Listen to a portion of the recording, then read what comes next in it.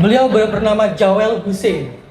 Oh, Jawel Hussein. Ya, pengalaman beliau adalah Direktur Departemen Wirausaha SPBA, pendiri dan Direktur Eksplorasi Nusantara, Riset dan Partnership Industri Global untuk Indonesia Spanyol. Luar biasa. Keren banget. Dan masih banyak lagi. Yes, jadi beliau ini juga, saya tambahkan ya, beliau ini juga lulusan dari sarjana hukum, terus setelahnya mengambil sertifikasi untuk profesional di kulineri alias memasak dan juga di bisnis. So, tanpa berlama-lama ya. Yes. Jadi kita langsung panggil aja ya. Narasumber kita, Chef Jawel Hussein, boleh silakan ke depan. Bersama dengan dua moderator yang kece juga, Sis Joanna dan juga Bro Yosa. Silakan.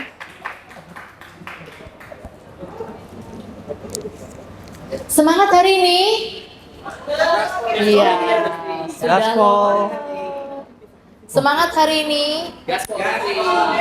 Oh, mantap sekali. Oke.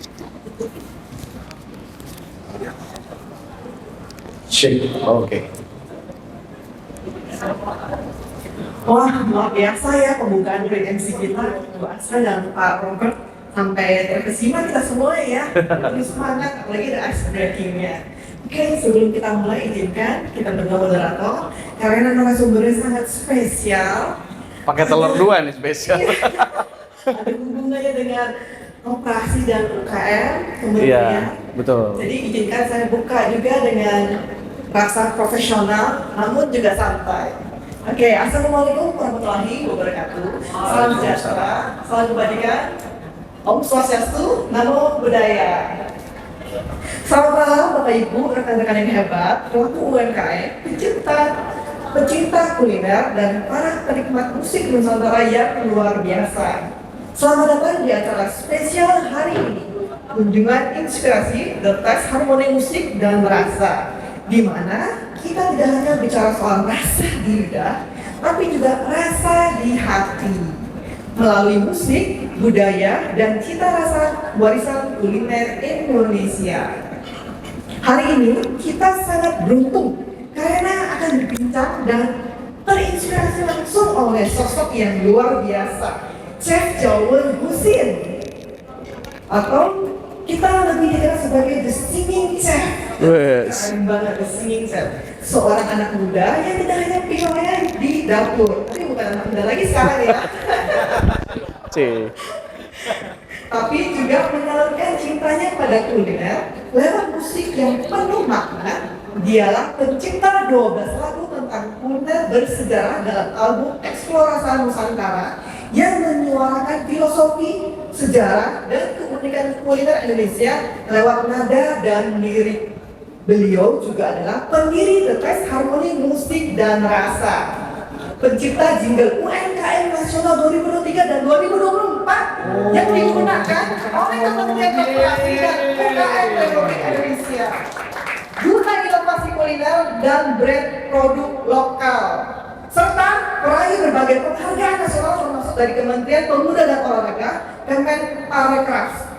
Wow, Chef Jawel adalah bukti nyata bahwa kolaborasi antara musik, kuliner, dan jiwa wirausaha bisa melahirkan karya yang tidak hanya unik, tapi juga berdampak besar bagi masyarakat. Tepuk tangan semuanya. Luar biasa. Ayo kita langsung pertanyaan yang pertama. Oke. Jadi setting kita berdiri aja ya. Nah, tadi padahal udah ditawarin mau duduk apa enggak gitu. Katanya biar panas berdiri aja. Iya. Oke, siap. Oke. Teman-teman, hari ini kita belajar banyak tentang bagaimana cara memadukan harmoni musik, rasa, dan juga restoran yang begitu unik dan juga megah. Boleh kasih tepuk tangan dong sekali lagi buat Chef Jawel. Jadi teman-teman, di sini cozy banget.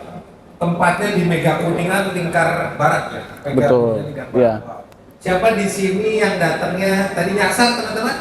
Ya, Banyak. Kebetulan saya juga nyasar, tapi cuma beda pintu. Jadi Chef Jawel izin tadi kita masuk. Betul. Pintu belakang. Betul. Iya. Kita sampai situ, ternyata mudah sekali dari depan. Mudah sekali dari depan, betul. Pakistan. Thailand kalau nggak salah. Kalau sebelah Pakistan itu dari belakang, kalau di sini itu sebenarnya depannya Pakistan. Iya. Oke, teman-teman, ngomong-ngomong tadi kalau tadi saya salah teman-teman. Tadi kan saya ngomongin negara apa? Thailand. Sebetulnya dekat banget loh negara Thailand dengan yang teman-teman duduk. Ada yang tahu nggak? Betul. Iya, betul. Ada yang tahu nggak? Kursinya kita Kursinya dari Thailand. sebenarnya hadiah. Hadiah dari Thailand kursinya. Boleh teman-teman nih di belakang. Ada gajah putih, ada gajah. Di belakangnya diukir. Oke, nah, Chef Jawel izin nih. Chef Jawel makan rawon jadi lagu. Iya, siap. Nah, kebetulan di YouTube saya lihat ada yang judulnya Coronavirus. Apa sempat kena? 4 kali. Teman-teman kasih tepuk tangan dong survivalnya gini loh. 4 kali kena virus. Teman-teman 4 kali yang baru 2 kali aja udah pengep ini 4 kali. Dan akhirnya beliau juga bikin teman-teman lagu di YouTube ada Corona dan tatanan hidup baru. Betul, betul. Bagus sekali teman-teman, lagunya juga enak. Ternyata saya juga pelajarin banyak si Yohana, Chef Jawel. Ternyata dari lagu ini bisa jadi sarana promosi. Promosi Betul. yang bisa dibilang cukup low budget tapi high impact. Nah, izin Chef Jawel boleh cerita nggak sih? Sebetulnya titiknya kita ini sebagai para UMKM di sini ada banyak teman-teman juga ada datang tadi ada dari usaha dari Manado, boleh berdiri dari Manado. Ibu Iya. Vera, boleh dong Bu Vera ya. Iya, betul. Siap, jauh ya. Sayangnya. Iya. Lalu juga ada Bu Vivi, boleh berdiri Bu Vivi. Yeay. Dari mana nih Bu Putih? Bu Vivi dari Sleepy. Oh, dari Sleepy. Pernah punya restoran besar juga. Lalu juga ada Pak Teddy, boleh Pak Teddy. Yeay. Oke. Nah, izin Kak Jamal, Pak Teddy tadi bawa kue buat karyawannya di sini semua. Oh iya, tadi ini sponge cake ya, Pak? Sponge cake. Sponge cake ya. Pandan ya. Sudah saya cicipi tadi Pak, dingin, enak. Yeay, mantap. Ada juga di sini ada pengusaha Inari, boleh Kevin Nathanael berdiri sama timnya. Ini pengusaha Inari dari bahasa. Oke, siap. Lalu juga ada yang kayak Opa Korea nih, Obelix boleh dong berdiri Obelix Opa Korea. Nanti Marcelo. Sama temennya Jose, mana Jose, Rio. Wah. Lalu ada juga kombucha, apa teh, boleh. Kombucha ya. Boleh mana Andrew. Oh, nah ini juga datang jauh-jauh nih dari BSD. Boleh nih Pak Alex Chandra, boleh berdiri dong. Jauh-jauh semua ya kita nih. Nah, ada juga nih yang keren dan terkenal. Kak Dimas, boleh dong berdiri dong Kak Dimas. Lagi sebat. ahli hisap dia. Itu senior saya di MP Jaya. Thank you atas segala bimbingan kemarin. Selamat juga peresmian Hari Wirausaha Nasional. Kita bareng di Smesco Building. Keren. Terima kasih sekali lagi. Oke teman-teman, kita akan ada banyak pertanyaan. Saya ngerangkum juga sama Sis Joanna. Tapi please teman-teman yang mau interupsi atau mau bertanya, please tanya pada kesempatan ini karena dengan bertanya kita jauh lebih aktif dan juga mendapatkan banyak manfaat. Oke, mungkin dari aku dulu teman-teman, persiapkan pertanyaan dapat hadiah kan Jo? Oh iya, kalau ada ini pasti dapat hadiahnya. Wih. Hadiah, mantap. Tuh hadiah saya masih ada satu tuh. Wah. Iya. Oke. Tadi harusnya yang hadiah itu buat yang mampu menyebutkan Undang-Undang Nomor 33 tentang ekonomi kerakyatan. Itu nggak banyak hafal undang pasalnya. Kalau pas hafal dengan pasal itu luar biasa. Ibu siapa tadi Bu yang Ibu Julia. Iya, Ibu Julia ya. Karena ekonomi kerakyatan itu kan buah pemikirannya Bung Hatta. Ya, yang kita sampai sekarang dulu sebutnya ekonomi kerakyatan, sekarang disebutnya ekonomi Pancasila. Ya, itu harusnya buat Ibu Julia ya, Bu. Ya, dari saya Bu, ini produk bisnis saya, tepung bumbu bisa buat goreng apa aja Bu. Boleh teman-teman, Ya. sekali lagi Bu. Thank you. Termasuk goreng isu politik bisa Bu, lebih garing. serbaguna. Terpung serbaguna, ya. Izin chef, ini yang kita makan pisang goreng pakai seperti ini. Oh beda, kalau ini yang asin dia. Kalau makan fried chicken, ayam gitu, crispy, itu pakai itu. Ya, wah, foto dulu ya, foto dulu. Ini yang tadi Bapak bilang bahwa saya iklan melalui video klip. Yes. Ya. Yes. Wow, keren. Ini pertanyaan pertama dari saya ke Izin, oke, silakan Ju. Pertanyaan pertama ya. Amati itu.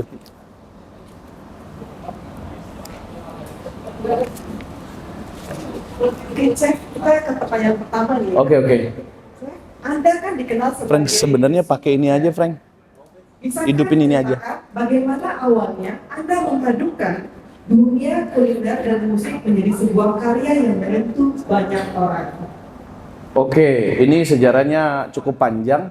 Yang membranding saya The Singing Chef itu bukan Indonesia tapi Malaysia.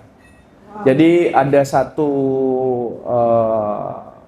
semacam coach bisnis di Malaysia itu, dia selalu menginvite saya, bahkan memberi banyak peluang kesempatan untuk bernyanyi dan menyanyikan makanan-makanan Indonesia, termasuk bahwa panggung-panggung saya di ASEAN Festival, MIHAS. Ada yang mungkin pernah pameran ke MIHAS. MIHAS itu adalah salah satu pameran, kalau di Indonesia namanya Trade Expo, kalau di Malaysia itu Malaysia International Halal Showcase. Jadi kalau bahasanya, orang yang pertama bernyanyi di event MIHAS adalah saya, dan belum ada sampai sekarang belum ada yang bernyanyi di sana katanya. Berarti satu-satunya. Satu-satunya. Karena ya orang ini cukup berpengaruh di Malaysia. Dia memberi saya kesempatan dan bahkan mempromosikan saya di Malaysia. Jadi di situ The Singing Chef-nya. Cuman kalau memadukan kuliner dengan masakan, sebenarnya kata dasarnya adalah dapur. Lagu itu dikerjakan di dapur rekaman, masakan dikerjakan di dapur panas ya kan. Jadi kalau udah sama-sama dapur ya bisa lah gitu. Dan masak dan musik itu kan cuman beda sedikit kata. Makanya dulu di Jogja saya punya event namanya konser masak, bukan konser musik. Jadi sama-sama butuh, kalau saya bilang butuh hati dan butuh pemikiran yang tenang untuk mengerjakan dua hal ini. Luar biasa. Dan konon katanya Anda memasak sambil bernyanyi. Apakah betul itu? Oke. Kayaknya kita nggak asik deh kalau berdiri kayak gini tuh, berasa gimana gitu loh. Kalau lu kasih kursi boleh nggak ya? Iya, tadi saya udah tawarin, kayaknya sofa kita sebenarnya punya banyak nih. Mau kursi ini aja. Oke, siap. Terima kasih. Iya, siap. Nah, ini dadakan nih. Padahal kursi dari hasil kemarin kan Al-Ghazali menikah tuh. Nah, Ahmad Dhani memberi kita kursi-kursi ini nih, merah-merah ini. Wow. Enggak, bercanda Pak. Jangan diseriusin. Ini kan temanya kan tematiknya Republik Cinta Manajemen, kayak rumahnya Ahmad Dhani. Bukan saya yang ngomong, tapi beberapa teman penyanyi itu bilang ini kayaknya lu ngambil di rumahnya Mbak Mulan nih katanya. Enggak. Oke, nah ini lebih enak nih kita ngobrol. Siap. Oke, apa tadi? Bener kayak itu masak sambil bernyanyi. Kalau masak sambil bernyanyi, sebenarnya kan kalau bernyanyi itu kan aktivitas apa saja kan bisa ya, sambil nyanyi, bergumam gitu. Cuman kalau dulu memang saya pernah punya event sendiri, namanya konser masak.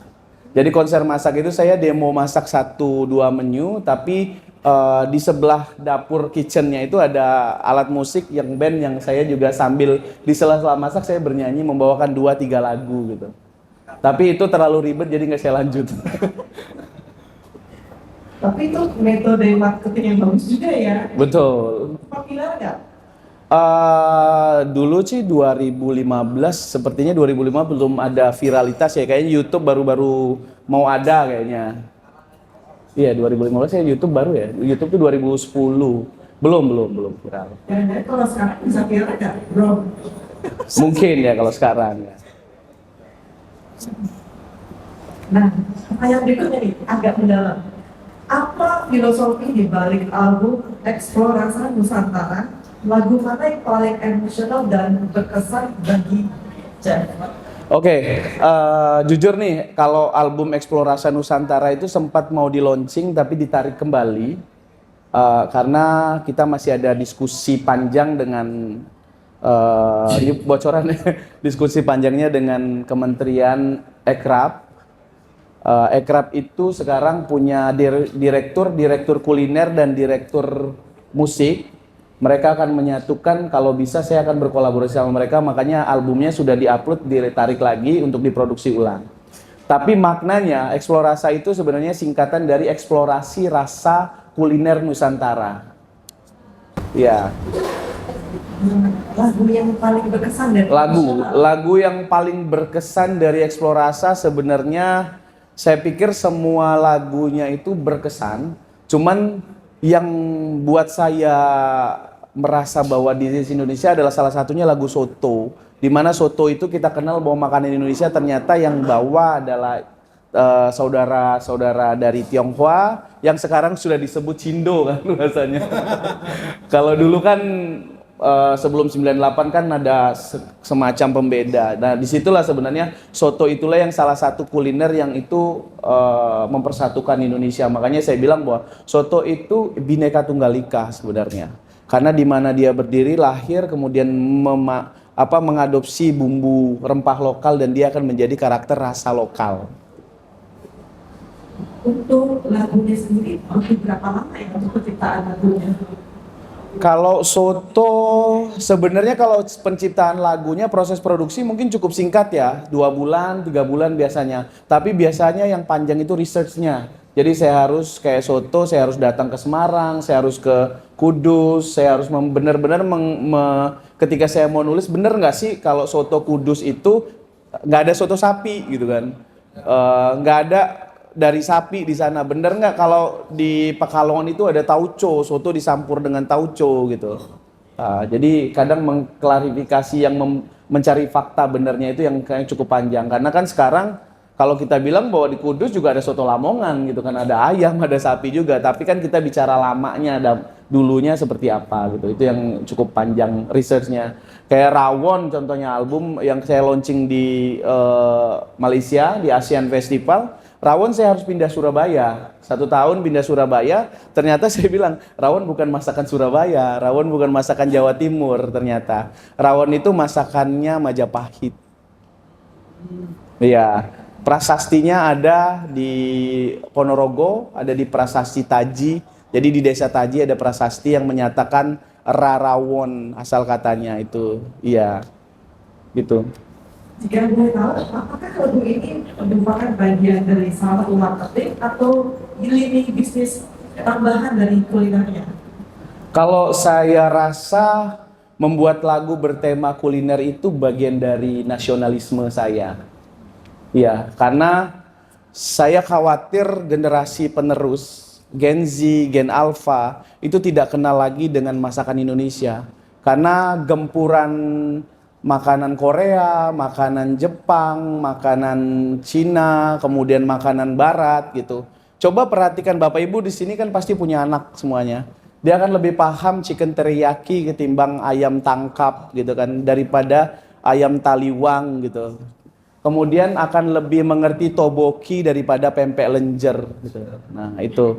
Jadi kekhawatiran saya di sana. Kayak contoh saja kenapa di sini akhirnya saya bikin menu yang dekat dengan mereka tapi taste-nya Indonesia, minimal saya bilang bahwa rasanya tetap akan saya rubah jadi rasa Indonesia. Mau makanan luar sekalipun saya akan rubah jadi rasa Indonesia.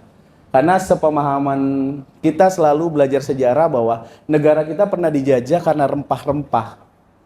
Apakah rempah-rempah itu untuk membuat bangunan atau bom atom? Tidak, tapi untuk industri parfum dan kuliner. Harusnya negara kita bisa berjaya itu dengan kuliner, tapi kita tidak mengambil peran dan posisi itu. Bahkan kita dengan terbuka mempersiapkan penjajahan kuliner di Indonesia secara tidak sadar. Di situ. Berikutnya paling bro. Oke. Jajawel, saya jadi ingat di channel YouTube ngomongin uang. Ternyata teman-teman ada ekonomi yang gerak gara-gara K-pop. Nah, saya melihat profilnya Chef Jawel ini sangat-sangat nasionalisme, teman-teman. Jadi benar-benar dorong anak-anak muda ini untuk tampil seni lewat musik, lalu bangga pada sejarah dan rasa makanan lokal, lalu juga mendorong anak muda tidak hanya menikmati, tapi juga mencintai makanan lokal. Boleh teman-teman kita kasih tepuk tangan dulu dong teman-teman. Oh, dahsyat. Nah, pertanyaan saya simpel aja Chef Jawel. Waktu di jingle Bangga Lokal, Chef Jawel kan kerjasama dengan beberapa partner. Oke. Ada juga 3 penyanyi ASN dari Kemenkop UMKM turut menyumbang vokal, lalu kolaborasi dengan musisi etnomusikologi dari Gregorius Argo, Betul. alumni ISI Jogja. Nah, izin boleh share nggak dari kita ketika hidup di dunia musik dengan di dunia bisnis, tentu saja ada yang namanya kan kolaborasi. Nah, apakah kolaborasi yang di musik itu jauh lebih gampang kah dengan partneran yang di bisnis, atau sebaliknya lebih susah cari partner bisnis dibandingkan partner seni? Boleh di-share? Oke. Ini berat nih pertanyaannya. Bukan simple nih pertanyaan, berat ini tadi. Oke. Jadi ini bicara masalah kolaborasi kerjasama. Kerjasama itu kalau bahasa saya saat ini, sepertinya saya lebih gampang berkolaborasi di musik ketimbang di bisnis. Karena kalau musik satu lagu jadi selesai, gitu kan. Satu lagu jadi saya selesai tugasnya. Tinggal kalau bahasanya ada royalti, kalau di musik saya bisa menggunakan jasa mereka yang saya pakai. Oke, saya bayar kamu, cukup kita putus gitu. Tapi kalau di bisnis, kalau berpartner dalam bisnis, kita butuh visinya sama, mimpinya harus sama. Kemudian awal mungkin kita punya visi dan mimpi sama, tiba-tiba ke depan sudah jalan, bisnisnya sudah ada duit, ternyata mulai berubah, mulai berbeda dan segala macam. Jadi kalau dibilang lebih enak mana, saya bilang lebih enak di musik gitu kan. Nah, tapi lebih menantang mana? Oh, lebih menantang di bisnis. Iya, karena roller coasternya beda nih ceritanya itu. Oke, sebelum terjun di bisnis, Chef Jawel kan seorang chef bintang hotel berbintang di Jakarta. Izin, setiap orang kan pasti ada titik balik. Nah, kapan memutuskan berbisnis dan apa sih pertimbangannya di hari itu memutuskan sebagai employee? Oke, sebenarnya saya dari kecil itu sudah berwirausaha. Jadi dari SD itu saya tidak pernah tinggal dengan orang tua. Jadi saya tinggal di rumah nenek. Jadi karena rumah nenek saya di depannya itu sekolah. Jadi orang tua selalu memberikan uang jajan itu terbatas. Sedangkan kadang anak-anak itu kan pengen lebih, pengen yang mau ini mau itu gitu. Jadi orang tua saya ngajarin kalau mau lebih dari jajan, ya lu harus cari pendapatan sendiri. Dalam tanda kutip, anak kecil pendapatannya apa sih sebenarnya? Jadi dari kecil memang kadang saya ke sawah gitu menemukan buah kayak mangga dan segala macam. Besok pagi saya udah jual jadi duit gitu kan. Dan bahkan di SD kelas 5 itu saya udah punya warung kecil-kecilan di depan sekolah. Jadi saya jualan lotri, mainan makanan anak-anak gitu. Jadi dari situ kemudian berlangsur ke SMP, SMA, bahkan saya punya ternak jumlahnya waktu itu saya ingat 100, pernah ada 100 kambing saya punya. Dan karena memang bapak saya tinggalnya di daerah pinggiran hutan, jadi berternak itu serasa tidak melakukan apa-apa. Cukup buat kandang yang lebar, nanti jam 2 siang dia akan keluar, buka dan cari makan sendiri. Maghrib itu kambing itu udah berbaris rapi, dia akan masuk. Jadi tahu-tahu udah banyak ada gitu. Jadi sana, kemudian di autopilot ya, kayaknya bisnis autopilot itu ternak kambing di pinggir hutan udah selesai gitu. Dan di kuliah pun juga, ketika saya kuliah di Jogja, saya juga punya 3 kantin. Semester 3 saya bikin 3 kantin di UGM, di UIN, dan di UNY. Bahkan dosen saya bilang itu karena dulu saya jualan pempek. Jadi saya itu bukan dipanggil bukan mahasiswa yang nyambi kuliah, bukan mahasiswa yang nyambi bisnis, tapi bisnis yang nyambi kuliah. Kadang datang-datang udah aroma minyak goreng gitu kan, udah aroma pempek, bahkan dipanggil dosen itu dulu pempek. Ini pempek nggak masuk lagi nih katanya kan, kemana ini? Tapi dulu happy ketika dibicarakan dosen di depan pempek, ya dosen yang membicarakan itu pasti dia beli gitu. Karena selesai dari situ tawarin, Pak mau saya bawain berapa porsi nih, gitu. Akhirnya ya udahlah, karena cenderung terjun ke dunia kuliner, akhirnya punya cita-cita kalau saya jadi chef profesional kayaknya keren deh. Akhirnya udah sambil kuliah saya belajar lagi, dapat beasiswa sebenarnya, beasiswa sekolah kuliner. Akhirnya saya pelajarin, saya dalamin, saya bekerja di hotel bintang 5. Setahun mungkin masih kayaknya oke, bisnis segini. Tapi bergeser tahun kedua, kayaknya hidup saya nggak ada menantangnya di dunia kuliner ini, di chef ini. Karena rutinitas begitu aja, setiap hari datang kerja, pulang, tidur mikirin kerjaan mikirin tidur. Wah, ini nggak ada yang menarik. Saya putuskan 2019, kayaknya saya mau balik ke dunia saya aja lah. Saya bisnis kuliner lagi, karena profesional belum tentu membuat kita senang. Tapi dalam hal menggapai apa yang diinginkan, saya memang kadang orangnya cukup ambis ketika mau sesuatu ya harus dapet. Gitu. Ketika saya resign, ya udah saya kembali berbisnis. Gitu. Titik baliknya adalah justru malah menjadi profesional itu tidak cukup menarik. Jadi akhirnya saya balik bisnis saja. Gitu. Oke. Teman-teman kasih tepuk tangan sekali lagi dong. Silakan, gimana? Ini saya ya. Tapi pertanyaannya ya. Boleh tahu nggak, Cang, pernah mengalami kegagalan nggak? Apapun juga, misalkan di dalam waktu mudanya, dagangnya, dari SD udah jualannya. Betul. Dari SMP, terus kemudian punya kambing, karena kambingnya tiba-tiba meninggal atau gimana? Oh ya banyak. Gimana caranya untuk tetap semangat lagi? Oh, ini bukan akhir dari kehidupan, saya harus tetap Betul. move on. Nah, gimana tips and tricks dari Cang untuk selalu harus punya kreatif, maju terus, move on terus? Oke, kalau pernah mengalami kegagalan, kalau saya bilang itu tidak pernah gagal kalau saya. Karena jujur, kata gagal itu ketika kita menyatakan berhenti baru gagal. Tapi kalau kita masih berlanjut itu belum ada akhirnya. Cuman apakah bisnisnya pindah-pindah, berubah-ubah? Ya memang gitu. Jadi kuliner dari pempek, kemudian buka restoran, buka fried chicken, buka cafe gitu kan. Masih ada nggak? Nggak ada, udah tutup semuanya gitu kan. Tapi apakah gagal? Enggak. Itu adalah pembelajaran yang saya dapatkan sehingga saya menjadi seperti ini. Bahkan kalau disebut gagal terbesar saya, yang penyesalan terbesar saya ada dua sebenarnya. Pertama, ketika saya 2019 saya berkontrak dengan perusahaan Spanyol karena saya ditunjuk oleh perusahaan Spanyol sebagai kurator, jadi mengkurasi kuliner-kuliner Indonesia yang saya bisa ekspor ke Spanyol, ke Spain. Ada perusahaan namanya Indostar, dia milik seorang chef asal Indonesia juga sebenarnya.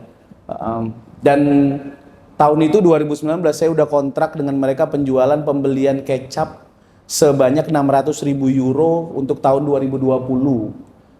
MOU-nya di November 2019. Kemudian pengiriman pertamanya di Januari dan memasuki pengiriman kedua di bulan Februari dan ke April lockdown. Ya. April COVID, lockdown, dan bisnisnya sampai sekarang ya yang namanya lockdown kita tidak akan bisa ekspor, situ pun juga tidak bisa impor dan segala macam. Dan itu satu. Kemudian di April juga bisnis saya ada cafe, ada fried chicken di Jogja itu tutup. Omset tepung bumbu saya juga drop semuanya. Kemudian hal yang membuat saya menyesal, bukan menyesal dalam artian yang saya sayangkan waktu itu, musim haji 2020 harusnya saya sudah haji karena saya dapat undangan dari 3 catering di Madinah untuk mengajar mereka, karena waktu itu 2019 Pak Jokowi punya MOU dengan Kerajaan Arab bahwa untuk semua jamaah haji Indonesia itu wajib kuliner Indonesia. Nah, wajib kuliner Indonesia itu adalah mereka boleh mendatangkan chef langsung dari Indonesia,